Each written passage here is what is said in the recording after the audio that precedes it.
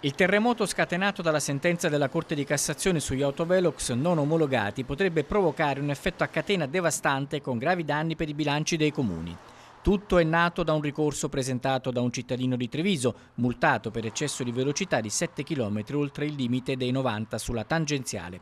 La situazione non riguarda solo il Veneto, la batosta potrebbe arrivare anche in Friuli Venezia Giulia, dal momento che le rilevazioni di velocità sono effettuate su tutte le strade italiane con le stesse apparecchiature di Treviso. La gran parte dei comuni hanno gli impianti Vistared e anche sull'autovelox che sono sostanzialmente sia autorizzati che omologati.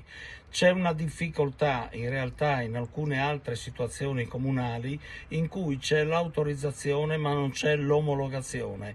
Il comune di Latisana, che risultava essere il secondo per introiti dopo Trieste, nell'ultimo bilancio ha iscritto 1 milione di euro da introito di multe, che arrivavano in maggioranza dallo stradone che porta a Lignano. La cifra corrisponde alla metà dell'incasso, l'altra parte va all'ente proprietario delle strade, ovvero la Regione. Per fare un po' di conti in tasca agli enti, dai dati del Ministero dell'Economia e Finanze in Friuli Venezia Giulia nel 2023 le multe hanno fruttato 10 milioni di euro, la maggior parte proprio da rilevazioni di velocità. Di queste sanzioni nel codice della strada c'è sicuramente una parte che viene vincolata a destinazione o per investimenti o per miglioramento delle manutenzioni della viabilità, però c'è anche una parte libera e questa parte libera potrebbe sicuramente creare dei problemi sulla tenuta degli equilibri di bilancio.